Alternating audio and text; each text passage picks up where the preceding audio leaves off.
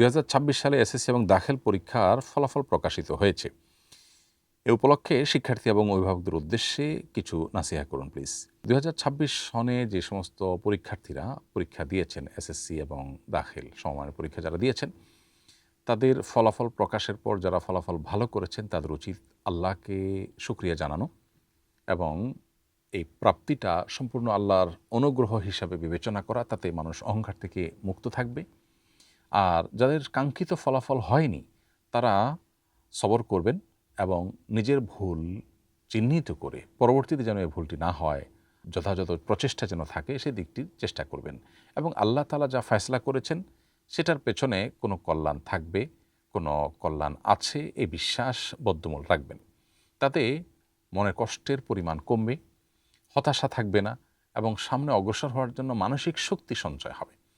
অর্থাৎ সর্বাবস্থায় আল্লাহ তাআলা ফয়সালাকে মেনে নেওয়ার মানসিকতা এবং সবর করার মানসিকতা আমাদের উপকার করে, ক্ষতি করে না। আর হতাশ হলে, অস্থির হলে, হাহুতাশ করলে আমাদের কোনো উপকার হবে না, ক্ষতি হবে নিশ্চিত।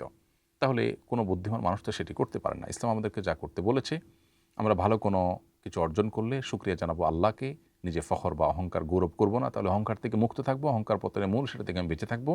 আর যদি আল্লাহ কখনো আমার কাঙ্ক্ষিত ফলাফল না দেন তাহলে সেক্ষেত্রেও আল্লাহর ফয়সালাকে মেনে নিয়ে নিজের কোনো ত্রুটি বিচ্যুতি আছে এটাকে সংশোধন করব এবং বিশ্বাস রাখবো যে অনেক অপ্রাপ্তির পেছনে কল্যাণ লুকাইতে থাকে। আপনি বলতে পারেন যে পরীক্ষা ভালো ফলাফল করেন, এখানে আবার কী কল্যাণ থাকতে পারে?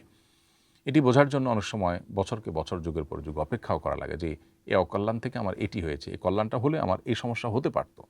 আল্লাহর ফয়সালাকে সবসময় কল্যাণকর ভেবে বিশ্বাস করে নিজেকে সবসময় সান্ত্বনা দেওয়ার চেষ্টা করার মাধ্যমে আমাদের মানসিক শক্তি বৃদ্ধি পাবে। এরপর আমরা ভালো করতে পারবো। আর যদি আমরা হাহুতাশ করি তাহলে ক্ষতি হবে, ভালো কিছু হবে না। বিধায় এই জিনিসটা আমাদের খেয়াল করা দরকার। অভিভাবকরা সন্তানদেরকে অন্য সন্তানদের সাথে তুলনা করে তাদেরকে ছোট করা, তাদেরকে অতিরিক্ত প্রেশার দেওয়া, তাদেরকে হতাশার মধ্যে নিমজ্জিত করে ফেলাটা অনুচিত। সন্তানের জীবনে এই পরীক্ষাগুলো ভালো ফলাফল করা দরকার, কিন্তু এগুলো না করলে যে তাদের জীবন একেবারে পানিতে নিমজ্জিত হয়ে যায়, তাদের জীবন ধ্বংস হয়ে যাওয়াটা সেরকম না। বরং তারা যেন যথাযথ প্রচেষ্টা করে, পড়ালেখা ঠিকমতো করে, অলসতা না করে, সেজন্য তাদেরকে বলা যেতে পারে, শাসন করা যেতে পারে, সংশোধনী দেওয়া যেতে পারে। কিন্তু চেষ্টার পরও যদি ভালো ফলাফল না হয় তাহলে সেটাকে ওয়েলকাম করার মানসিকতা থাকতে হবে অভিভাবকদের মধ্যে। যদি না হয় তাহলে সেটা খুবই ভয়াবহ বিষয়, আল্লাহর ফয়সালা মেনে না নেওয়ার মতো একটা ব্যাপার। এবং এরকম অতি চাহিদা এবং দুনিয়ার ব্যাপারে খাই খাই ভাবটা মূলত আমাদের বস্তুবাদী মানসিকতা থেকেই হয়ে থাকে। সন্তানদের দুঃসময় তাদের পাশে দাঁড়ানো দরকার, আবার একই সাথে তাদের কোনো অলসতা থাকলে সেই জায়গাটাকে চিহ্নিত করে সেটাকে অ্যাড্রেস করে তাদেরকে নাসিহা করা এবং তাদের জন্য বিভিন্ন উদ্যোগ নেওয়া যেতে পারে। এক কথায় দুনিয়ার এই পরীক্ষাই সব কিছু নয়। কত মানুষ ভালো ফলাফল করে কিছুই করতে পারেনি, অতএব যারা ভালো ফলাফল করেছেন তাদের অহংকার করার কিছু নেই। আবার অনেকে আছেন তেমন কোনো ভালো ফলাফল না করেও জীবনে অনেক কিছু করতে পেরেছেন আল্লাহর তৌফিকে। এজন্য তাদের হতাশ হলে চলবে না। দোয়া করি আল্লাহ তাআলা যাদের ভালো ফলাফল দিয়েছেন তারা যেন সামনে আরও ভালো করতে পারেন এবং ঈমান আমলের সাথে চলতে পারেন। যারা ভালো ফলাফল করতে পারেন নাই তারা যেন নিজেদেরকে ধৈর্যশীলদের কাতারে রাখতে পারেন এবং সামনে ভালো কিছু করার তৌফিক দান করেন। আস-সুন্নাহ ফাউন্ডেশন, উম্মার স্বার্থে সুন্নাহর সাথে।